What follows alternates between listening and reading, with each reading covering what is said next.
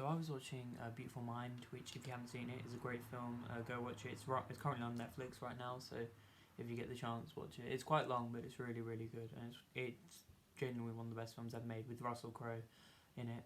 So there's a scene in the film where they're in a bar discussing Adam Smith's sort of theories on the greater good with the individual and the group, basically. And I was thinking, so basically the premise given in the group they're discussing is basically Adam Smith said that the greater good for a group is every man doing what is best for themselves, and then John Nash, the main character, proposes, actually, what if the best thing for the group is every man doing what is best for themselves and overarchingly for the group too.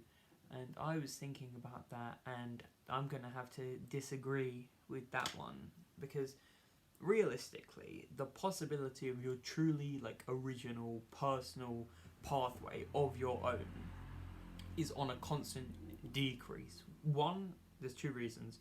One being the constant other people on the pursuit. There's always going to be someone else having that thought, and that is just building up, making you having your own original personal thought, with everyone having so many original thoughts, but stimulated thoughts. An original one becomes less likely with the thousands happening every second. And then the second is society's dilution. When you have so many stimuli overloading you, and your main input for this one, you want an original output, but when you're getting so much thrown in, it gets diluted, and your original ideas that seem original end up actually being sort of based on plenty of other things. So realistically, the idea of an original idea becomes more and more impossible. But acting as one against the state of current society, basically what the general and mass is forcing, or is just living in, that is their way of morality, their way of living, the way people live.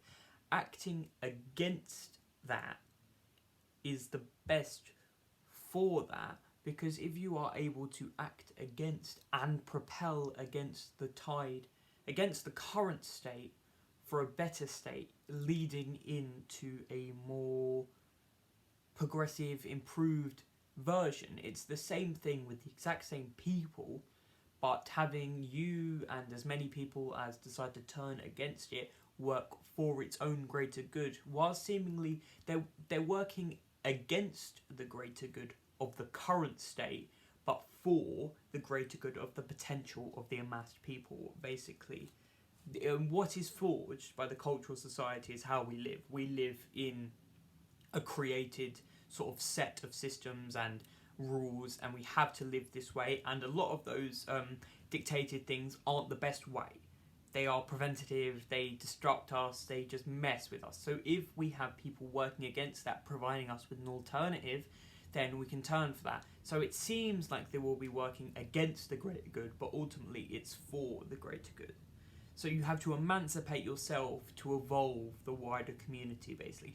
Partaking in the mind-numbing, senseless, substanceless acts of today's modern world, like getting up in the morning, going to school, going to work, this, that has no provenance. That makes no impact on anything. There's no value in the wide sense to going through these processes that seem so absolutely genuine. They achieve nothing. Everything posed to you and often forced upon you is just filler.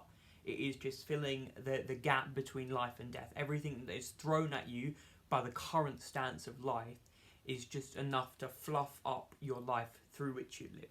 But if you have alternatives, if you have a group of progressives, a group of free thinkers going against that, while, as I said, propelling against the tide to build a necessary new stance of society where every deed of every person and their every action is of substance, has meaning, and has an impact, then ultimately that is the greater good, when in seemingly they're going against the greater good. So that is my take on sort of the greater good of the individual compared to the group, being we must, for our greatest good, we must seemingly go against the greater good of a current state to find the greatest good, basically, because The only way to improve even the best thing is to be as brutally critical as we can. Even if we had a perfect, near perfect society,